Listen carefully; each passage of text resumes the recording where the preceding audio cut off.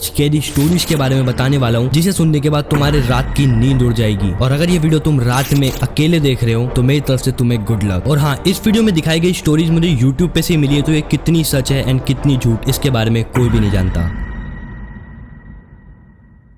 तो कर्ज विलेज की स्टोरी की शुरुआत होती है एक नॉर्मल विलेजर से, जिसके ऊपर पूरे विलेज को ये शक था कि वो विलेज के अंदर कुछ इलीगल एक्टिविटीज कर रहा है, जैसे कि विच क्राफ्ट, जिसके लिए सारे विलेजर्स ने मिलकर इसे सजा देने का प्लान बनाया। उन लोगों ने उसे ये सजा दी थी कि इसे सारे विलेज के सामने जिंदा जला देंगे। एंड जब ये चीज करी जा रही थी उसी समय कुछ इवल स्पिरिट ने आके इस विलेजर की हेल्प करी एंड आसपास बहुत ही भयंकर आग लग गई एंड एक एक करके सारे विलेजर्स मरने लगे एंड उनकी डेड बॉडी वहीं पे पड़ी रहती एंड पीछे इवल स्पिरिट्स उनका इंतजार कर रही थी। और इसकी वजह से आसपास खड़े सारे विलेजर्स मर गए, लेकिन जो हमारा मेन विलेजर था वो कन्वर्ट हो गया एक कर्स्ड विलेजर के अंदर, जिसे इवल स्पिरिट्स ने सारी अपनी पावर्स दे दी थी। एंड अब इस विलेजर का केवल एक ही एम था, माइनक्राफ्ट वर्ल्ड के अंदर सारे विलेजर्स को जाके तबाह कर देना एंड सारे विलेजर्स को इतनी गंदी मौत देना जिसके बारे में उन्होंने कभी सोचा भी नहीं होगा। एंड क्योंकि इस विलेजर को इवल स्पिरिट्स ने पावर दी थी, इसलिए इसने सारे विलेजर्स में जाके उन सारे एनिमल्स को कर्स्ड कर दिया, जो कि अपने आप जाके विलेजर्स को मारने लगे। एंड एक एक करके इसने सारे विलेजर्स को तबाह करना स्टार्ट कर दिया। एक एक करके ये हर विलेजर के घर के अंदर जाता एंड विलेजर को देखते ही इसका खून खोल जाता। ये विलेजर से इतनी ज्यादा नफरत करने लगा था कि ये एक भी विलेजर को जिंदा नहीं छोड़ना चाहता था, क्योंकि यही वो लोग थे जिन्होंने इसे मारने का सोचा था। एंड विलेजर्स को टच करते ही उन्हें रेड कलर की डस्ट में कन्वर्ट कर देता, जिससे इसकी पावर और भी ज्यादा बढ़ जाती। लेकिन इन विलेजर्स को मारने के बाद ये अंदर ही अंदर बहुत ज्यादा रिग्रेट करने लगता है, क्योंकि जिन विलेजर्स को इसने मारा था वो कभी इसके दोस्त हुआ करते थे। लेकिन तभी इवल स्पिरिट्स अपनी पावर को और भी ज्यादा बढ़ा देती है। इसे अजीब अजीब सी आवाजें सुनाई देने लगती है, जिसमें इवल स्पिरिट्स इससे कह रही होती है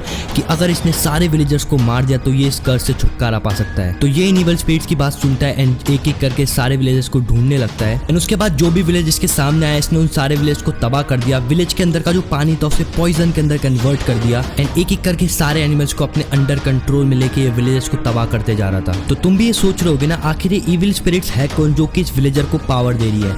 ये भाई और कोई नहीं बल्कि 3 विच थी, जो कि पहले उस विलेज में रहा करती थी, जिसे विलेजर्स ने वहां से मार के भगा दिया था। और यहाँ पे दूसरी तरफ हमारा कर्ज विलेजर रुकने को तैयार नहीं था। वहां से विचेस इसे पावर दे रही थी एंड यहाँ पे ये एक एक विलेज को खत्म कर देना चाहता था। और तभी जब ये नए विलेज की तलाश में घूम रहा था, इसे एक बहुत ही बड़ी बिल्डिंग दिखाई देती है, जिसके अंदर जैसे ये जाता है वहां पे इसे दिखती है एक मिस्टीरियस सी बुक, जो कि इसका ध्यान अपनी तरफ खींचती है। एंड जैसे ही ये उस बुक को पढ़ने जाता है, ये एक ट्रैप के अंदर फंस जाता है, जिसे बनाया था एक ग्रुप ऑफ क्लेरिक्स ने, जो कि इतने सालों से इन विचेस के खिलाफ लड़ाई करने की तैयारी कर रहे थे। एंड जैसे यहाँ पे इस ट्रैप के अंदर फंसता है, यहाँ पे क्लेरिक्स आते हैं एंड क्लेरिक्स ने इसके आसपास एक रेडस्टोन डस्ट लगाई हुई थी, जिससे कि इस कर्ज विलेजर की पावर बिल्कुल ही जीरो हो जाती है। एंड क्योंकि इसकी पावर यहाँ पे जीरो हो चुकी थी, अब ये कुछ भी नहीं कर सकता था एंड अब क्लेरिक्स इसे बड़ी आसानी से हरा सकते थे। इसलिए ये इसे सजा देने के लिए यहाँ पे लेके आते हैं और यहाँ पे हमारा विलेजर कुछ भी नहीं कर पाता है, क्योंकि इसकी सारी पावर्स खत्म हो चुकी थी। और अब फाइनली क्लेरिक्स डिसाइड करते हैं कि अब ये इसे इस लावा के अंदर गिरा के पूरी तरीके से खत्म कर देंगे। और जब भाई यहाँ पे ये ऐसा करने ही वाले थे, उसी समय बहुत सारे कर्ज मॉब की आर्मी वहां पे आती है एंड एक एक करके सारे क्लेरिक्स को मारने लगती है। एंड इस आर्मी को भेजा था उन 3 विचेस ने, जो कि इसकी हेल्प कर रहे थे इतनी देर से। एंड अब क्योंकि सारे क्लेरिक्स मर चुके थे एंड यहाँ पे इन्होंने रेडस्टोन जो कि इसकी पावर को कम कर रहा था उसे भी तोड़ दिया था, अब यहाँ पे हमारा जो विलेजर था, जो कर्ज विलेजर था, वो फ्री हो चुका था। लेकिन अभी भी इसके अंदर से उस लाइब्रेरी के अंदर रखी हुई बुक का थॉट नहीं जाता, तो ये वापस से लाइब्रेरी के अंदर आता है उस बुक को पढ़ने के लिए, जिसके अंदर उन 3 विच के बारे में लिखा होता है, जो कि इसे इतनी देर से कंट्रोल कर रही थी। ये 3 विच का भी एक ही मिशन था भाई, ये सारे विलेजर्स को कर्ज करना चाहती थी, जिसके लिए अलग अलग तरीके के विच क्राफ्ट की प्रोसेस को अलग अलग विलेज में जाके किया करती थी। लेकिन एक दिन ये सारे विचेस गायब हो गए, उसके बाद इन्हें किसी ने भी नहीं देखा, ऐसा इस बुक के अंदर लिखा हुआ था। और अब इस विलेजर को समझ आ गया था कि यही वो 3 विच है जो कि इसे इतनी देर से कंट्रोल कर रही थी।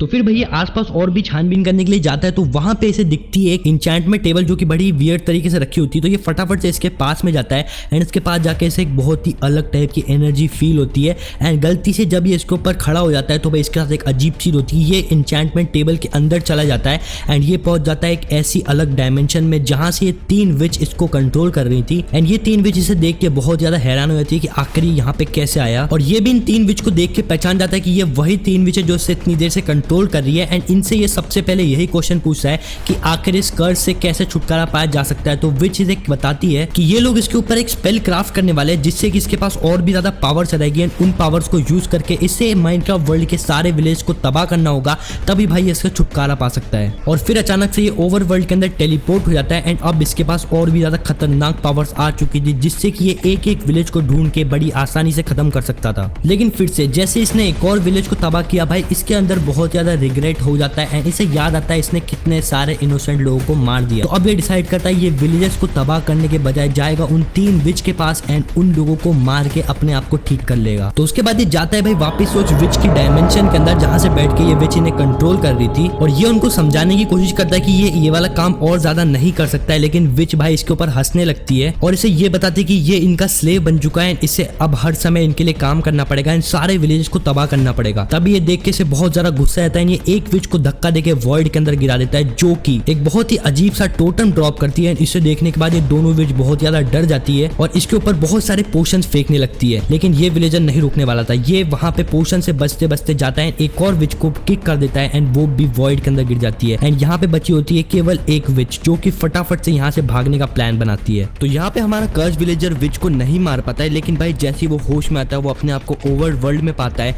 एंड अब उसका एक ही एम था, उस लास्ट वाली विच को ढूंढ के खत्म करना। और जब यहाँ पे ये विलेजर विच की तलाश में से घूम रहा होता है तब ये पहुंच जाता है एक प्लेयर विलेज में, जिससे यहाँ पे अलग अलग टाइप के प्लेयर दिखते हैं जो कि एक अजीब से ब्लॉक का यूज करके बहुत सारी अजीब अजीब चीजें कर रहे थे वर्ल्ड के अंदर। एंड वो ब्लॉक था कमांड ब्लॉक। एंड जैसे ही विलेजर यहाँ पे ये देखता है कि इस कमांड ब्लॉक का यूज करके ये प्लेयर एक मशरूम काऊ को स्पॉन करता है, इससे समझ में आ जाता है कि यही वो चीज है जो कि इसकी हेल्प करने वाली है। एंड उसके बाद ये विलेजर अपने मैजिक स्पेल का यूज करके एक प्लेयर को पजेस कर लेता है, जिसकी हेल्प से ये कमांड ब्लॉक का यूज करेगा, क्योंकि ये वही प्लेयर था जिसे कमांड ब्लॉक बहुत ही अच्छे तरीके से चलाना आता था। एंड उसके बाद ये पजेस प्लेयर कमांड ब्लॉक के अंदर कमांड एंटर करता है, देखते ही देखते वहां पे विच स्पॉन हो जाती है, जिसे ये विलेजर इतनी देर से ढूंढ रहा था। एंड अब इस विच के बचने का कोई भी चांस नहीं था, लेकिन फिर भी बचने के लिए यहाँ पे ये पोशन पीने की कोशिश करती है, लेकिन ये विलेजर अपने जादू के हेल्प से उन पोशंस को पॉइजन के अंदर कन्वर्ट कर देता है, जिससे कि विच बुरी तरीके से मर जाती है। लेकिन वेट, अब ये विलेजर नोटिस करता है कि तीसरी विच के मरने के बाद भी अभी भी ये ठीक नहीं हुआ है एंड अभी भी ये उन पावर से पजेस्ड है,